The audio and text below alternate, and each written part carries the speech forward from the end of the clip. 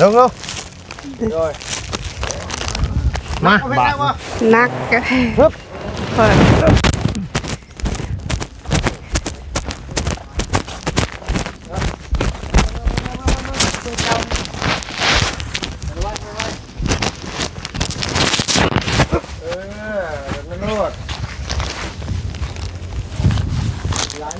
เอื้อย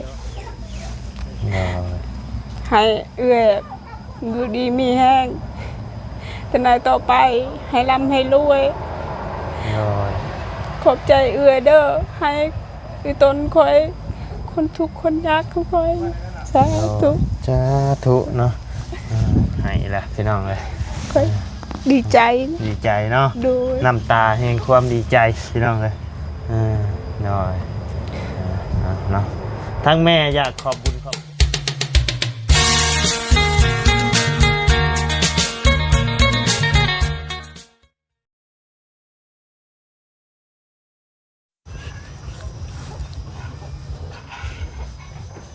เนาะพี่น้องเลยเปิดคลิปเปิดภาพมาเมื่อนี้กับพี่เด้อพี่น้องเด้ออยู่เมืองเซโปนอยู่บ้านสกีเนาะพี่น้องเลยมาหาทางสาวเพชรเพิ่นก้อนพี่น้องพอดีมีทางเอื้อยฮักของบาไลนี่แหละพี่น้องเพิ่นได้ผ่านเงินมาเนาะซื้อข้าวให้ทางสาวเพชรเพิ่นพี่น้องซื้อข้าวซื้อสาดซื้อมาม่าแล้วก็เกลือแป้งนัวนี่แหละพี่น้องเลยมักพริกเนาะหลายย่างโยมมานี่พี่น้องเลยมาให้ทางสาวเพชรเพิ่นนะเห็นแล้วก็โดนสงสารเพิ่นเนาะพี่น้องเลยเป็นทางเอื้อยที่ว่าฝากเงินมาให้ว่าไล่ซื้อข้าวให้เพิ่นตอนนั้นแหละพี่น้องเลยเพิ่นถามว่าไล่มาข้าวทางสาวเพชรเบิดละบ่วะเนาะทางบ่ได้กับบ่ได้เข้ามาหาเพิ่นกันน่ะสิเบิดแล้วแหละพี่น้องเพราะว่าหลายคนเนาะเข้าสอบนึงพี่น้องกันน่ะสิเบิดแล้วล่ะพอดีเอื้อยเพิ่นฝากเงินมาให้ทางบ่ได้ซื้อมาให้อีกเลาะพี่น้องโอเคซะเนาะพี่น้องเดี๋ยวเข้าไปหาทางอันสาวเพชรเพิ่นก่อนเนาะพี่น้องเอาก่อนอื่นก็กับทักทายสบายดีเด้อพี่น้องเด้อ FC เบิร์ดสู่คนเนาะบ่ว่าสิอยู่ในและต่างประเทศก็ยินดีต้อนรับเข้าสู่ช่องเบาไล่พาลุยคือเก่าพี่น้องเลยไปเดี๋ยวเข้าไปหาทั้งสาวเพชรเพิ่นกันเลยเนาะพี่น้องเลยไปดูเนาะพี่น้องเลยมาแต่ใส่เด้นี่เนาะแกงเฮ็ดกับข้าวเที่ยงบ่หรือกับข้าวเช้าวันนี้ข้าวเที่ยงสบายดีเด้อโดยหยิบไม้เนี่ยแกงหน่อไม้อีกแล้วแกงวายว่าวันนี้แกงวายใส่กระดูกหมูน้อยมาแต่ให้บ่มาแต่ซักให้ไก่บ่ไก่เอ้ยไก่โดยย่างไปกับบริไก่ทันได้หรอย่างเอาบ่ย่างเอายันทันแล้วโดยหอดยามเนี่ยเนาะตู้เนาะหอดมือหอดยามแหละพี่น้องเลยผ้าแล้วฝนตกผ้าลงแหละพี่น้องเลยน้อยใช้เบิ้งดูแกงน้ำมันพ่อแม่เนาะแกงวายพี่น้องเลยโอ้ใช้เข่าต้มเข่าใช่เลยบ่โดยแบบนั่นแหละคนลายดูคนแกงไม่เจอพอกินแบบคล้ายๆต้มข้าวเปียกเลยนี่เนาะแบบข้าวเปียกเข่าเลยพี่น้องเลยใช้เข่าลายแล้วก็เอาไปกินกับข้าวอีกบ่นี่นะโดยกินกับข้าวต่ออีกต้มข้าวแล้วก็ไปกินกับข้าวอีกโดยกำลังหิวและกำลังหิวโดยไอ้ยังในกระปุกนะเกลือคิดว่าปลาแดกกระไซอยู่บ่บ่ใช่บ่มีแต่ว่ากินอยู่บ่กะคันมีก็กินอยู่คันมีก็กินอยู่โดยคิดว่าบ่ได้กินคือกันเนาะโดย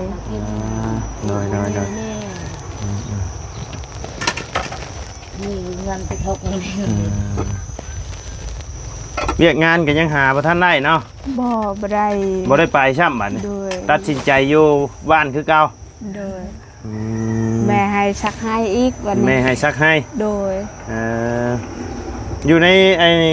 ตลาดเซโปนกับบ่มีเลยเนาะ บ่มี บ่ไรยังบ่ได้ท่านได้ลองถามมึงอยู่พี่น้องคันถามสมมุติมีนี่ไปบ่ ไป ไปเนาะ โดย เดือนละล้านปลายก็เอาเนาะ เอาละกันหมูไปคอยก็ไปคือกันล่ะไปกับหมูน่ะ เราก็ต้องไปกับโม โดย อย่างน้อยๆก็มีหมู่ไปนำ โดย ผู้หนึงเนาะ โดย อยู่กัน2คนพี่น้องพอได้มีหมู่ปากหมู่เว้าเนาะ โดย กันไปผู้เดียวนี่ย่านบ่ ย่าน บ่กล้าไปเนาะเลยโอ้ใส่ผักบัวน้ำสูตรเพิ่นแกงบายใส่อันนี้เป็นข้าวเบื่อหรือว่าตั้งต้มข้าวใช่เลยนี่ ต้มข้าวเลย ต้มข้าวใช่เลย โดย โอ้แบบข้าวเปียกเลยเลยพี่น้องเลย กินละลายๆนะ แบบว่าบ่ต้องเอาข้าวเหนียวมาจ้ำเลยตักใส่ถ้วยไผถ้วยมันน่ะก็สดกินเลยเนาะ นี่แหละลูกเอ้ย น้อย กันนะแกงน้อยๆก็มันบ่พอกิน กินไปชิมเยอะยังบ่พอคน กินไปสิ้นยันบ่พอเนาะ โดย น้อย กินไปนี่แหละคนหลายมีข้าวอยู่นั่นน่ะกินไทย น้อย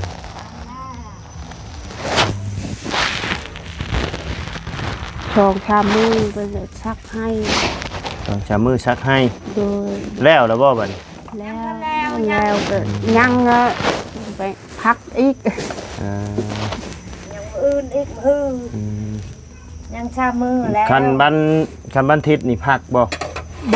บ่ได้เข้าอยู่สู่ โอ้เจ้าบ่ได้เข้าเนาะ โดย คันเข้านี่พักเนาะ โดย อยู่ในบ้านนี่เพิ่นก็เข้าอยู่บ่มีบ่คนเข้า หลายคนนะ ไล่เขาๆนะ น้อย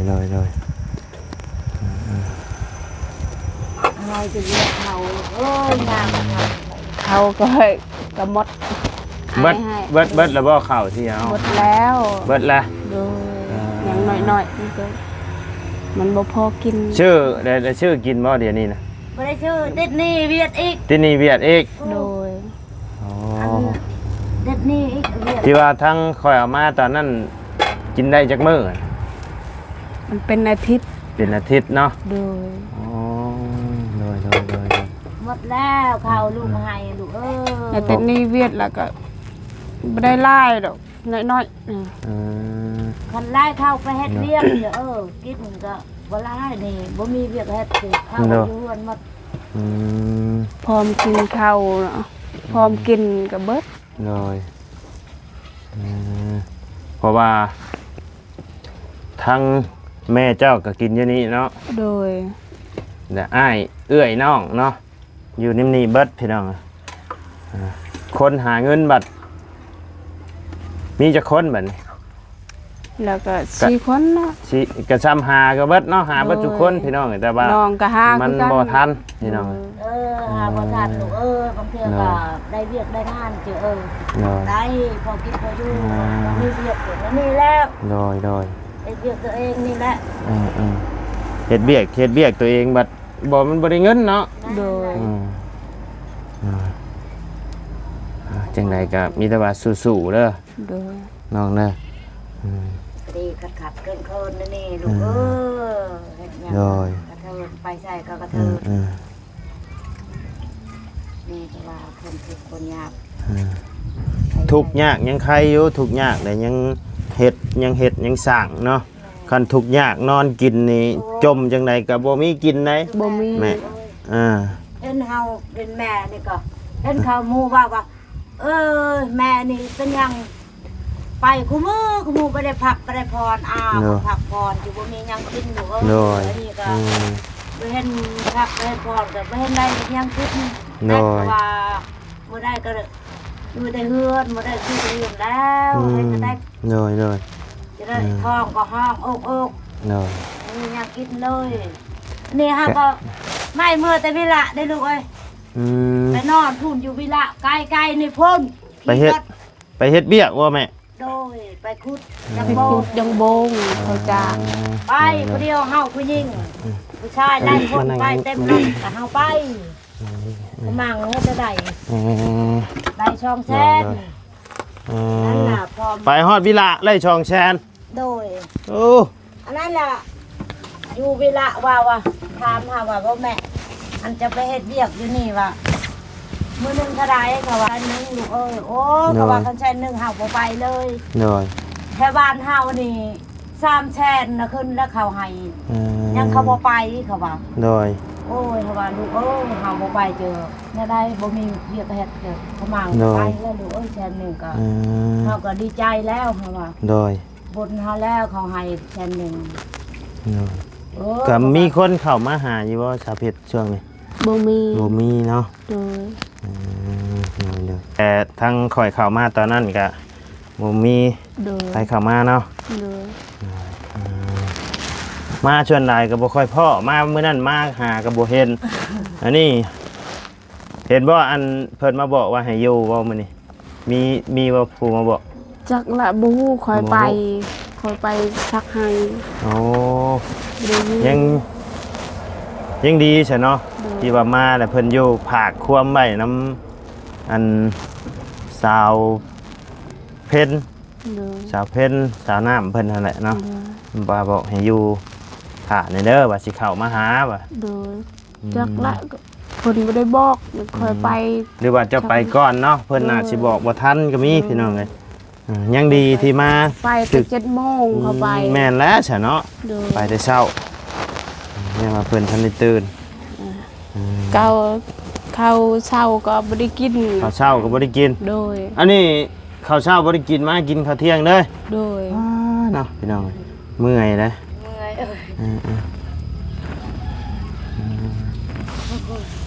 ข้าวเช้าก็ยังบ่ได้กินเนาะ และสิเอ็ดก็ดูและสิอาภาสดานี่นะเปล่า ข้าวน้ำกินก็เบิดเนาะเงินก็บ่ได้5 บาทนี่ บ่ ไป มี นำ เงิน ข้าวให้ตัวเองเช่นกิน เงินก็บ่มีแล้วคือชื่อเป็นโลเป็นนอกก็บ่มี ชื่อเป็น ส นัว บู่ เป็น สบอกก็บ่มี บ่มี เด็กนี่ ติดแถว เบียดนี่หลายลูกเอ้ย เท่าไรเป็นหนี้เพิ่นแม่ อันเอาพายาแน่เอาเข้าแน่ พี่เจ้าเดียวมาพี่แม่เจ้าเดียวมานี่ยับเข้าหาทั้งสาวเพชรเพิ่นก็ได้ เอาเข้าแน่เอาอันยาคายาแน่ อืม เอายานั่นเจอ5กระป๋อง ทั้งเบิดทั้งมวลเป็นเงินน่ะเท่าไรน่ะ กรีลานเจ็ด พอดีล้านเจ็ดทั้งเบิดน่ะ โดย อ๋อ เอ ล้า อน เจ็ด หนักทั้ง เออ นั่นน่ะเวียดก็ยังชื่อชาญฮาบาเวียด เอามื้อนั้นมันถามว่าได้แล้วว่ามันโอ้ยฮาบายังลูกฮาบา ประมาณ 4,000 เนาะ ประมาณ 4,000 พี่น้องล้านเจ็ดประมาณ 3,000 ประมาณ 3,000ล้านเจ็ดประมาณนี้พี่น้องประมาณ 3,000 นิดๆอยู่ในประมาณนี้แหละ มันบ่เอาเข้ามันจะบ่มีหยังกินเอา โดย อย่าเฮ็ดเวียกนี่ เวียก โอ้ ก็ยัง คือ บ่แล้ว เฮ็ดเบี้ยกนี่ต้องกินข้าวกันนะถึงไปให้ได้เฮ็ดหยังก็ตามพี่น้องเลยต้องเข้ามายืนหนึง บ่ได้กิน จังมี เบิ่ง เหือ ข้าว มีแฮ ก็ ง ยังคือเก่าลูกเอ้ยยังบ่ทันกินไปแต่เช้า อืม ชวนพวกนี้ไปแล้วลูกเอ้ยหาไปแต่เช้าก่อนเมื่อบ่ได้จังกินข้าว อืม ไปพวกนี้ก็ไป น้ำในใช้อยู่ใช้เสียเดียวนี่ บ่ได้ใช้ตักน้ำ ไป อัน ตัก นี้ อยู่พุ่นบ่ ไปตักน้ำเรือนเจนั่นแหละ อืม ไปเฮ็ดกินอยู่ก็ตักน้ำพุ่นปัด อืม พวกนี้คือคาดจะไปตักน้ำห้วย โดย เจอเขาได้เงิน อืม ไปเฮ็ดเบียกเฮ็ดงานไปชื่อ โดย ชื่อนำกุตกหนึ่งอยู่ ไปใช้โต๊ะ นี่จักตาดูกระตา เอาฉันเนาะมื้อนี้ก็ ดูกว่า ข่อยได้ซื้อข้าวมาให้โย โดย ซื้อข้าวมาให้แล้วก็ซื้อแปลกปิ้งนัวแหละมาให้เนาะ โดย พอได้ไอ้ช่วยเหลือเป็นเบื้องต้นไปก่อนพี่น้องอะพอได้อยู่ได้กิน ขอบใจดู โดย ขอบใจขอบลายท่านขอบใจแล้วเจ้ามีคนเวลาที่นี่ มีหลายอย่างโยมื้อนี้คือสิบ่ได้กินไอ้ ต้มข้าวใส่กับไอ้นี่นายมือเยอะดอกพี่น้องเลย ต้มกับวาย กับบายเนาะ โดย เพราะวายกับแกงใช่กับกระดูกเอียงก็แซ่บพี่น้องเลย โดย โมเมนต์ว่าบ่แซ่บได้แซ่บคือกันเนาะบ่ไล่ก็ แกงองค์ไหว้กับมันบ่พอดอกใช้ข้าวเปื้อแน่ที่พอ มันบ่แม่นข้าวเบื่อแล้วอันนี้เพิ่นเอิ้นต้มข้าวเปียกแล้วอันนี่ แม่นแหละต้มข้าวเปียกบ่แม่น มันลายเข้าจนลายกว่าบายเลย คันคนอื่นบ่แม่นว้าวลูกเอ้ยบ่แม่นหาวอันนั้นว้าวกับลูกบ่แม่นหาวนั่นแหละคันคนอื่นเจอบ้านเขามีเงินมีข้าวเขาอยากกินนอกแบบนั้นลูกเอ้ยเขาเจอจำเป็นกินแล้วได้ทุกอย่าง จำเป็นเนาะตู้เนาะ โดยคนข้าวเจอบ่แม่นอาหารเฮาอันนี้ก็อาหารหมู่บ่แม่นว่าก็อาหารหมู่อาหารม้าและนี่ลูกเอ้ยมาเฮาก็กิน โอ้ยไปสิอ่ะ ก็แม่น อ่านหมู่อ่านมาจังไดเนาะกับคนนี่แหละพี่น้องเอ้ยบางคนเพิ่นก็มักในนี่ ได้ลูกข้าวก็บ่อยากกินนะเขาเฮ็ดแบบนี้ก็ว่า โดย อยากกินบ่เอาเฮ็ดอยากกินเฮ็ดอะไรก็จำเป็นนะคนหลายกัน โดยคันว่าบ่เฮ็ดแนนี่ก็บ่พอกินนะตู้เนาะ แม่นะลูก โดย เฮ็ดเดี๋ยวนี้จะบ่ได้เฮ็ดข้าวเปียกอะไรหยังก็บ่พอกินลูกเอ้ย โดย ต้มละลายในนี้ ต้มข้าวแบกอย่างนี้ก็ยังหมดกิน ต้มข้าวเปียกก็เบิด โดย แม่น กินลาย โดย ๆเบิด โดย อยากกินอีกก็ตักอีกมันเบิดแล้ว โดยได้ผู้ละหน่อยเนาะ โดย โดย เอาเลยนี่ สมัง มัง ไปสปาเรียไปเอาเข่าเอามี โดย กับ อ้าวขอบใจเลย เกลือกับหยังปะ โดย ว่าเอาดิเปล่าตีแก้ ผู้อยู่ท้ายรถผู้ไป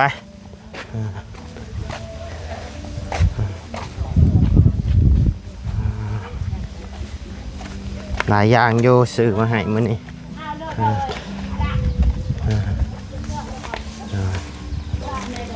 ได้บ่เขา ดีใจ ฮะ ยกได้บ่ โดย ฮะ ดีใจละ ไล่ยกได้หรือยกบ่ได้ ยกบ่ได้แล้ว ยกบ่ได้ยกบ่ได้ก็มีแต่หานุ่งเพิ่มนี่นะอันสั่นนะโดยสบายดีเด้อลุงเด้อมีแต่ว่าให้ทางลุงเพิ่นจับกล้องให้นี่แหละพี่น้องเอ้ยโดยโอ้ยคอยเบิ่งเลยคิดสิย่างมาทั้งหากล้องพี่น้องเอ้ยเดี๋ยวอะไรสิยกพี่น้องเอ้ยมีหลายอย่างโยมื้อนี้ไข่2แตะแล้วก็เกลือมี เลย ปลาแดกนี่กินอยู่เนาะ โดย คันมีก็กินเพิ่นมา คันมีก็กินคันบ่มีได้เผ็ด คันบ่มีก็ บ่มีก็ บ่กิน ได้กินดอกบ่มี แกง เงินดอก แกงบายแกงวายก็บ่ได้ใช้กินนี่หรอ ห ปะ ลายคือบ่เอาให้เล่าก่อนซั่นน่ะเมื่อกี้นี่ แล้วว่าแบบนี้บ่ได้ใช้เลยคันแกงน้ำมงน้ำไม้ใช้เยอะแล้วปะ โอ้แกงวายบ่ใส่น้ำมันมันคือสิแซ่บอ่ะ บ่เพิ่นต้มใช้กับข้าวเลยดูต้มแบบเป็นข้าวเปียกเลยได้ แม่นบ่ล่ะ แม่ เอาไปเลยคือต้มใส่กับข้าวเปียกเลย มันบ่ เอ้า พอกิน มันบ่พอกินข้าว ข้าว เบิด นะบ่พอกิน แม่นข้าวเบิด อ้าว เออแล้วข่อยจังว่านะเพิ่นว่า คักบ่แน่นี่รอ จนได้ไปเช่นเบียดมากิน ข่อยบ่อยู่ เนาะ โอ้ยคันว่านี่ซื้อมาโดด2กระสอบรถข่อยว่า แล้วก็หมักพริกเนาะหมักพริกเป็นนัวกับถุงละโลเลยนี่จองถุง ถุงละโลเลยบ่ว่าไร แมน โอ้ยซ้ำสิกินเผ็ดเลย มอนกับบุมี่อยู่เพื่อนเนาะ บ่มี นี่จัดชุดใหญ่ให้เลยพี่น้องเลยมานี่ทั้งมอนทั้งสาก ชาติกับบ่มีอยู่นั่นน่ะ บ่มี สากแล้วก็ ว่าแต่ชาติแต่เชื่อเท่าพี่น้องเอ้ยแต่เข้าสิกินเนี่ยบ่มีพี่น้องผมเว้านะ นี่พี่น้องเลย เบิดคักเบิดแน่เลยเผ็ดเข้าน่ะ เบิดนะครับ ชุดใหญ่เลย แต่อายให้ก็เบิดแล้ว อืม ค่อยก็ โอ้มันโดนแหละเนาะ โดยแต่ โดนแล้วพี่น้องเลย ไปชักให้ค่อยก็ยืม อืม ข้าวเวียดละ ยืมข้าวเวียดกิน เออ โดยเอาพี่น้อง หน่อย ไปคือบ่เอายังคนไปก่อนปะ ฮะ คนพวกนี้เดี๋ยวไป อั ก่อน น อันจะแคปให้ก่อนดุ้งสักบาท พอละได้ละ เอาเลือกเอาสิยกตัวไหน ตัวใด ตัวมันเบาเลยเนาะ เอาตัวเบาๆกันเนาะเอาอีก ใช้น้องๆไปให้ใช้น้องๆคือว่านี่โอ้ยอีหลาน้อยนั่นจักอายแท้ๆได้ผู้น้อยนั่น ไอ้นายรังเอ้ยรัง มาเอาของให้หลาเอ้ย รังเอ้ย มา มารัง แล้ว แล้วย่าหรอกย่าเพิ่นเนาะเพิ่นอายกล้องพี่น้องเลยมาให้เฮ้ไอ้กล้องเอาอีกแล้วจิ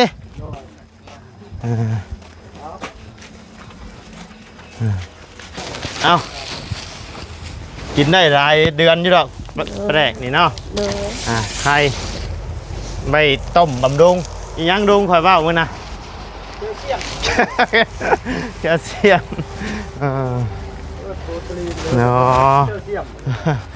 บ่ฮู้เฮ้ยเนาะ เว้าตำปลาตำดง โดยเว้าตำปลาตำลงพี่น้องเลย ผู้จักที่กันเลยคอยจำไม่เชื่อ โดย แต่ไม่เท่านี่นะ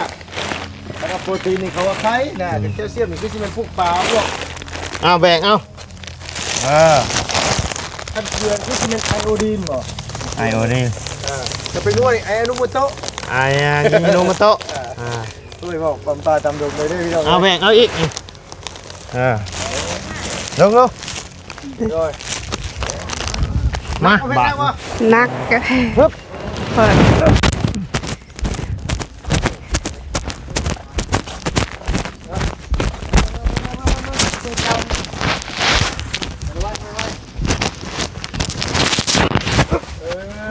นั่นนวด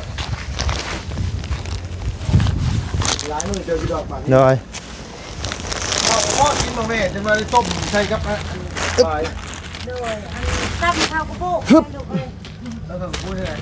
ตั้มข้าวกระโปงนั่นแหละ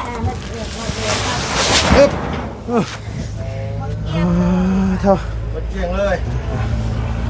มาดูขอบใจหลายๆเด้อดุงเด้อ เจ้า โดย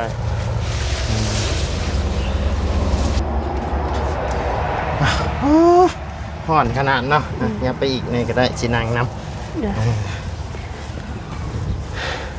ห่อนให้น้องเลยเบิ่งกันดุงเพิ่นใช้ก๊อกได้ไว้นี่ก๊อกนี่ครับพี่น้องเถอะ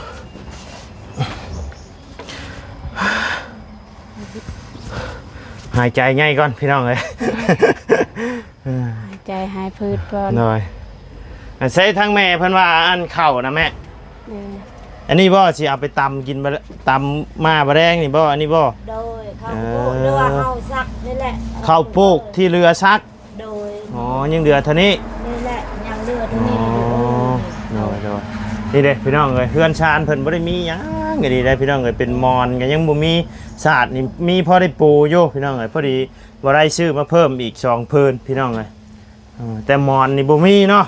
พระตังบดเสียบดแล้วพระตัง แรกฝนตกมื้อนั้นหมดเลย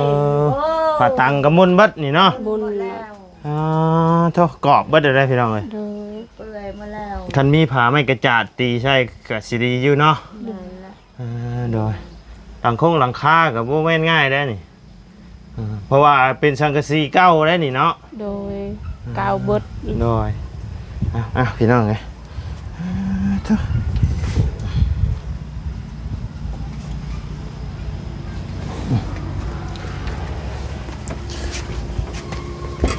คือสิกินได้โดนเติบอยู่ดอกนี่เนาะ โดยดีใจแหละ ดีใจบ่ โดย ดีใจลูกเอ้ย โดย แม่ก็มีแห้งแล้ว โดย น้ำลูกมาซอยนี่ก็ดีใจแล้วลูกเอ้ยขอบใจหลายๆเป็นต่อไปให้ลูกให้ร่ำให้รวยให้โชคให้ดีหาเงินนะคะกว่านี้เองให้ลูกไตกว่านี้เป็นเรื่องอย่างให้เราปลอดภัย โดยแม่สาธุเนาะโอ้นั่งยากพี่น้องเลยบวกเคยนั่งนี่ บ้า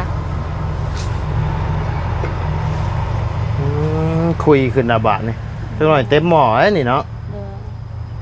ย แกงวายใช้ข้าวพี่น้องเลยแล้วมีแต่ต้มมีต้มมาม่าได้กินแบบนี้เด้อ โดย แล้วให้เขาให้นะ โดย แป๊บหนึงพี่น้อง ให เอ้ ม่ ย แล้วก็คนมานี่แหละดีให้ นั่งตีตะหมาดใช่แล้วแหละพี่น้อง นั่งยากเนาะขอโทษขอไปละลายพี่น้อง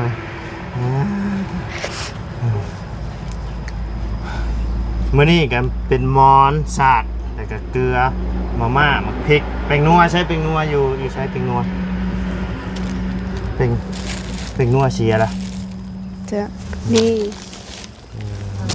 แป้งนัวนี่พี่น้องปลาแดกนี่ก็เคยกินอยู่บ่แบบนี้ บ่เคย บ่เคย บ่มีเงินซื้อ บ่มีเงินซื้อ โดย แต่ว่าแบบว่าไปเวียกไปงานก็เคยกินอยู่เนาะ โดย ใส่ น้ำข้าวจะ ใส่ตำมะฮุ่งเป็นตำเป็นหยังอันนี้เนาะ โดย แซ่บพี่น้องเอ้ยแล้วก็ไข่สองแตะพี่น้องเอ้ยฮ้อนได้ดินี่ โดย เอาทั้งหมดทั้งมวลนี่ก็บ่แม่นเงินของข่อยเด้อ โดย เป็นเงินของเอื้อยใหญ่ใจดีของเอื้อยคำแพงดวงพระไสยจักรคือเก่าหั่นเด้อ โดย สะเพชรเด้อ โดย เพิ่นได้พาเงินมาให้ทั้งบ่อไรเป็นสะพานบุญให้พี่น้อง โด เอ้ ย ยเอื้อยคำแพงดวงพระไสยจักรที่ว่าเพิ่นพาเงินมาให้บ่อไรซื้อข้าวให้ตอนนั้นแหละ โดย เพิ่นก็พากมาบอกเจ้าว่าให้สู้ๆเด้อ โดย เป็นห่วงโยเพิ่นน่ะเห็นได้เป็นใจดูสงสารเพิ่นว่าเนาะเพราะว่าสิไปหาเงินหาคำทางใดก็มันก็ยากเนาะ โดย อีโตนโยเพิ่นน่ะบ่มีข้าวมีน้ำกินต้องดิ้นรนหาซ้ำทางพ่อแม่ก็อาศัยอยู่น้ำเจ้านี่เนาะ โดย อาศัยอยู่น้ำเจ้าข้าวน้ำก็มากินอยู่นี่เนาะ โดย อืม ทางบดนะบดบ้านน่ะน้องก็คือกันนะกินอยู่คอยนี่ น้อย อาศัยอยู่คอยนี่กินคอยบ่ห้าก็แล้ว เจ้าบ่หาได้กันแล้ว โดย ต้องดิ้นรนเนาะ โดย คือในนี่แหละพี่น้องเอ้ยสาเหตุที่ทั้งน้องเพิ่นบ่กล้าเอาลูกมาอยู่นำกันย้อนความจนนี่แหละเนาะความทุกข์ความยากนี่แหละพี่น้องบ่กล้าเอาลูกมาลำบากนํเนาะ โดย แต่เรื่องคิดฮอดนี้โคตรคิดฮอดได้แหละลูกเนาะแต่ว่าแต่ว่า เอาเมียไม่แล้วแตกแล้ว เพิ่นก็เอาแล้ว เอาแล้วบ่ โดยเราบ่คอแล้ว เอาก็ นอดลูกมาได้เอาขึ้นมาเฮ็ดอะไร ก็ดีแล้วนะเนาะเพิ่นก็เพิ่นมีเมียใหม่นะ ช่องสามมือเราก็แต่ง น้อย แต่งแล้วเอาคนบรรณโลน เพิ่นเอาเมียใหม่แล้วเนาะ โดย น้อยเอาก็อยากเพิ่นละเพิ่นก็อยากสร้างครอบสร้างครัวใหม่พี่น้องนะทางเจ้านี่ก็ยังคิดอยากมีอยู่บ่ จักและคอยบ่ฮู้ เอาต้องฮู้เจ้าของไงเนาะว่าบ่ฮู้ อยาก ยัง อยากมี เดี๋ยว อยาก นี้ สร้าง ล่ะ ครอบครัวบ่ มันบ่อยากคิดอันนี้ ยังจนอยู่ น้อย อยากตามทุกอย่างนี่แหละ น้อ ถ้าย ว่ามันอยากคิดแบบนี้คิดว่า น้อย เฮ็ดอะไรอยากเลี้ยงลูกนี่ละ น้อ ตล ย อดชีวิตอยากเลี้ยงลูกนี่ก็ละเอาพวกก็ยังทุกข์นะทุกข์ก็ทุกข์ยากนี่แหละ น้อย มันเรานำอายนำเฮาเป็นแม่นี่ก็ว่า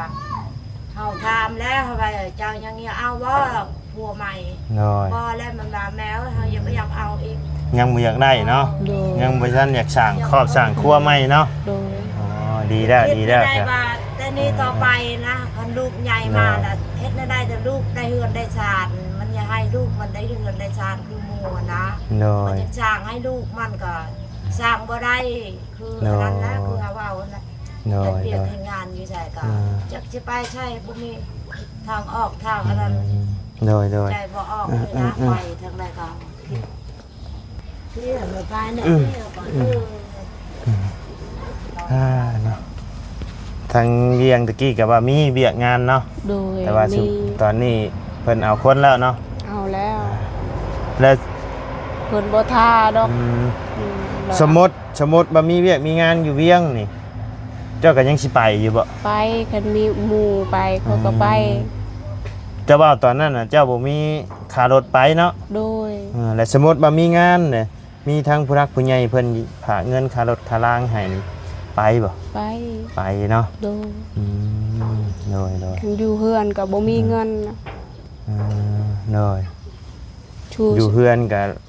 อยู่ไปบ่มีจุดหมายปลายทางเนาะน้องเนาะ โดย อายุเฮากับบ่แม่นน้อยๆเลยเนาะ โดย ก็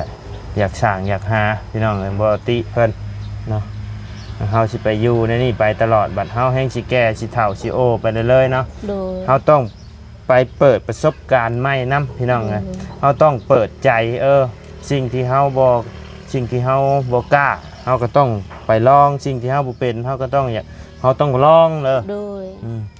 เฮาต้องไปเห็นกับตาก่อน โดย มีแต่ว่าอันนี้เฮาสิไปหันไปนี่เฮาก็มีแต่คิดย่านสุดท้ายเด้ความย่านน่ะสินำพาเฮาอยู่จุดเก่า โดย มีแต่ว่าเฮาสิไปเฮาก็ตัดสินใจไปเด้อเฮาไปเฮ็ดเวียกเฮ็ดงานเฮาบ่ได้ไปแนวที่มันบ่ดีเนาะไปหาเพื่อครอบเพื่อครัวสร้างครอบสร้างครัว แม่นแหละ ดอยเฮามีแต่ว่าคันมีเวียกมีงานตัดสินใจสิไปน้องก็แม่นไปเด้อน้องเอ้ยไปคันมันบ่ดีแล้วเฮาจังกลับมาใหม่ โดยนั่น มันบ่ยากหรอก แม่ เริ่มต้นใหม่เฮาต้องไปลองเรียนรู้หลายสิ่งหลายอย่างเนาะ แม่ น้อยคันเฮาบ่ลองเฮาก็บ่ฮู้พี่น้องว่าอันใดมันดีหรือบ่ดี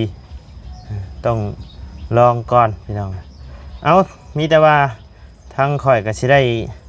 ออกไปปะเด้อบัดนี้เด้อ โดย ก่อนออกไปกะทางบ่ไรกะสิมอบเงินให้ทางสาวเพชรเพิ่นก้อนพี่น้องก็เงินที่เหลือซื้อเครื่องซื้อของนี่แหละพี่น้องเลย โด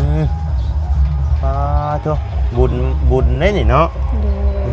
เงินที่เหลือซื้อเครื่องซื้อของนั่นแหละพี่น้องเลย บุญกะยาเงินก็บ่มี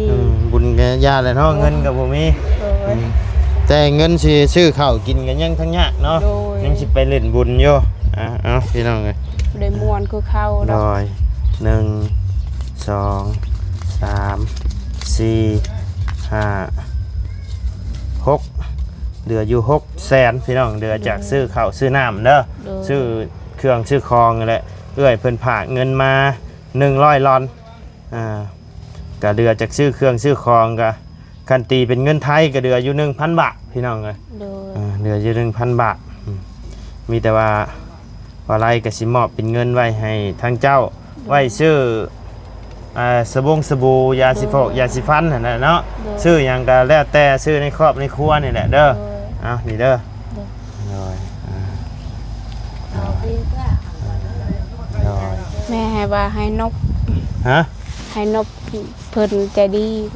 กะนบเพิ่นก็ขอบบุญขอบคุณเพิ่นนี่แหละเอามีแต่ให้เจ้าฝากขอบบุญขอบคุณทั้งเอื้อยคำแพงดวงพระไสยจักรเพิ่นน่ะเด้อโดยเอาเว้าผ่านกล้องเพิ่น ให้ นี่แหละ แม่คอย เดี๋ยวจังอันเจ้าเว้าก่อนเดี๋ยวจังให้แม่เพิ่นมา ไป เจ้าเว้าเลิศ ไปขอบใจเด้อ ขอบใจเด้อ เอื้อยคำแพงดวงพระไสยจักรดวงพระไสยจักร บรรลุงไทยได้จัก โดยเจ้าก็อวยพรเพิ่นเลยบัดนี้ อวยพรให้เจ้าเด้อมาอีต้นให้ค่อยคนทุกข์คนยาก มอบเงินมอบข้าวให้ค่อยขอบใจเด้อเอื้อย โดย ให้เอื้อยอยู่ดีมีแห้งแต่นายต่อไปให้ร่ำให้รวย โดย ขอบใจเอื้อยเด้อให้อีต้นค่อยคนทุกข์คนยากเขาค่อยสาธุ สาธุเนาะให้ละพี่น้องเลย ค่อยดีใจ ดีใจเนาะ ดู น้ำตาแห่งความดีใจพี่น้องเลยน้อยเนาะทั้งแม่อยากขอบบุญขอบคุณเพิ่นว่าแม่อ้ำเข้ามานี่ก็ได้ใช่ไหมมาขอบบุญขอบคุณเพิ่นนำทั้งแม่เพิ่นอยากอวยพรนำพี่น้องเลยอาจจะมานั่งนี่ก็ได้แม่นั่งมันนะเห็นนี่บ่เบิ่งก่อนพี่น้องเนาะเอาไม้นิดใจให้แม่จ้ะเนี่ย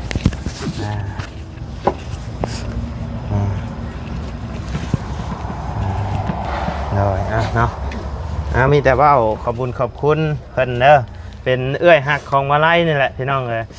เอื้อยคำแพงดวงพระไสยจักรเด้อแม่เด้อเลย เอาขอบคุณหลายๆเด้อมามอบเครื่องให้ แม่นี่ทุกข์ยากปากมองนี่คือเฮานี่เฮือนชานก็บ่มีลูกเอ้ยเจ้าอีตนเฮาทุกข์เฮายาก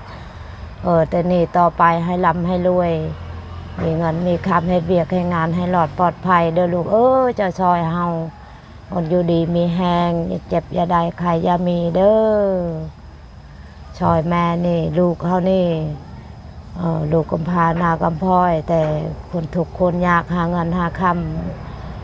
มันบ่มีทางไปนี่คือว่าคนบ่ฮู้หยังเลยนะคือเฮาทุกข์เฮายากเนี่ยคนบ่เคยไปใส่เจอหยังก็บ่มี โดย อันนี้บุญแล้วเจ้ามามอบมาชอยนี่ลูกเอ้ย โดย ขอบใจหลายๆเด้อ สาธุเนาะ เอาทางบ่อไร่กะ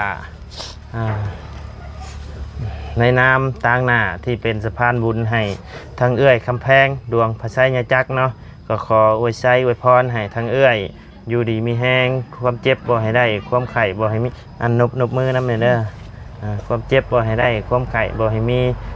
ปรารถนาสิ่งใดก็ขอให้ได้สมความมุ่งมา่ดังปรารถนาบ่ว่าเสียธุรกิจการงานหยังก็ขอให้เฮงๆปังๆดำๆรวยๆตลอดปีและตลอดไปเด้อเนาะและที่สำคัญก็คือขอให้สุขภาพร่างกายแข็งแรงพร้อมครอบพร้อมครัวเนาะเงินที่เอื้อยให้มาทั้งไอ้สาวเพชรหรือว่าทั้งน้องก็ขอให้กลับคืนไปหาเอื้อย100 เท่าพันเท่าเด้อเนาะสาธุโอเคสำหรับพ่อแม่พี่น้องสำหรับคลิปนี้ทางบ่ได้ก็สิได้ขอจบคลิปลงไว้เพียงสำนี้ก่อนเด้อพี่น้องเด้อขอบบุญขอบคุณพ่อแม่พี่น้องและ FC เบิร์ดสุขุสุคนเนาะที่เข้ามาติดตามรับชมทั้งช่องบ่ได้เดี๋ยวที่สำคัญคือบ่กดข้ามโฆษณาเนาะโดยขอบบุญขอบคุณหลายๆสำหรับคลิปนี้บ่ได้ก็ล่ำลาเลยเด้อพี่น้องเด้อสบายดีเด้อไป